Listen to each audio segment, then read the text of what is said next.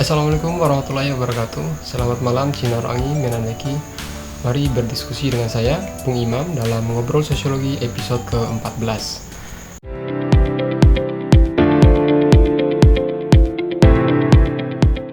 Kali ini kita akan membahas salah satu konsep yang sangat penting dalam sosiologi modern, yaitu habitus yang diperkenalkan oleh Pierre Bourdieu.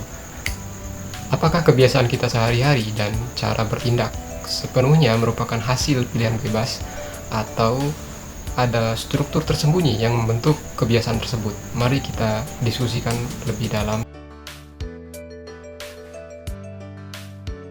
Sebelum membahas konsep habitus, mari kita kenali dulu siapa sosok Pierre Bourdieu. Bourdieu adalah seorang sosiolog asal Prancis yang terkenal dengan analisisnya tentang bagaimana struktur sosial mempengaruhi tindakan individu.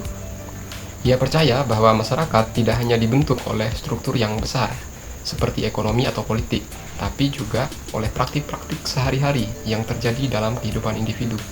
Melalui konsep seperti habitus, modal, dan ranah, Bourdieu menjelaskan bagaimana kekuasaan dan ketimpangan sosial dipertahankan dalam masyarakat.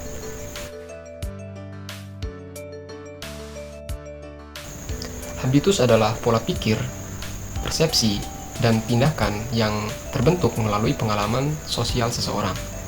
Bourdieu mendefinisikan habitus sebagai hasil dari proses internalisasi struktur sosial ke dalam diri individu.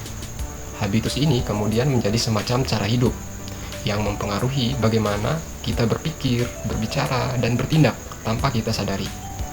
Contoh sederhana dari habitus adalah kebiasaan kita berbicara dengan bahasa tertentu, cara kita berpakaian, atau cara kita berperilaku dalam situasi sosial tertentu. Semua ini terlihat seperti keputusan pribadi, tapi sebenarnya dibentuk oleh pengalaman sosial dan lingkungan tempat kita dibesarkan.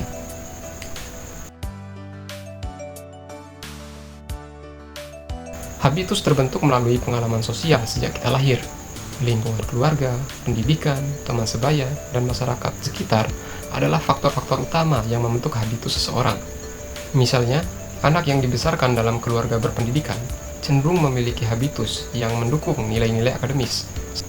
Sebaliknya, seseorang yang tumbuh dalam lingkungan pekerja manual mungkin memiliki habitus yang lebih fokus pada nilai-nilai praktis daripada nilai-nilai yang bersifat teoritis. Habitus ini kemudian menjadi semacam kerangka otomatis yang kita gunakan untuk memahami dunia dan bertindak di dalamnya.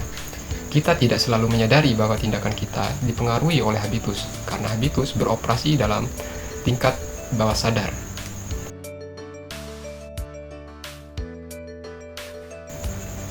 Bourdieu tidak hanya berhenti pada konsep habitus, ia juga memperkenalkan konsep modal dan ranah untuk menjelaskan bagaimana habitus bekerja dalam masyarakat.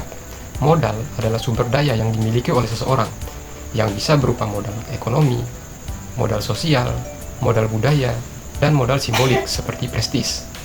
Ranah adalah ruang sosial tempat orang berinteraksi, seperti dunia pendidikan, seni, atau politik. Habitus seseorang menentukan bagaimana mereka menggunakan modal yang dimilikinya untuk bersaing atau beradaptasi dalam ranah tertentu.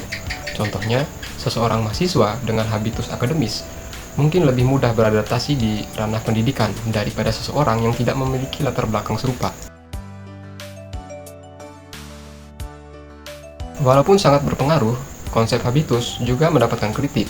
Salah satu kritik utama adalah bahwa habitus dianggap terlalu menekankan peran struktur sosial dan mengurangi peran individu sebagai agen yang bebas.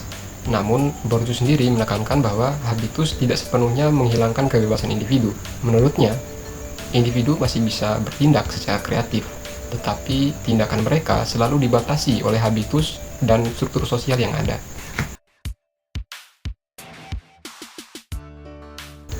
Konsep habitus sangat relevan untuk memahami bagaimana masyarakat modern bekerja. Di dalam dunia pendidikan misalnya, habitus bisa menjelaskan mengapa anak-anak dari keluarga yang kurang mampu seringkali mengalami kesulitan dalam sistem pendidikan formal. Di dunia kerja, habitus juga mempengaruhi bagaimana seseorang melihat peluang karir dan berinteraksi dengan kolega. Bahkan di media sosial, habitus terlihat dalam cara kita memilih platform yang kita gunakan dan bagaimana kita menampilkan diri secara online. Sampai di sini ngobrol sosiologi episode ke-14 tentang konsep habitus menurut Pierre Bourdieu. Bagaimana pendapat teman-teman sekalian, apakah kalian sudah mulai menyadari bagaimana habitus membentuk tindakan kita sehari-hari? Mari kita berdiskusi lebih lanjut di kolom komentar. Kalau ada topik lain yang ingin kita bahas lebih dalam, jangan ragu untuk mengusulkannya di kolom komentar. Selamat malam, Cina Roangi, Menan Weki, sampai jumpa.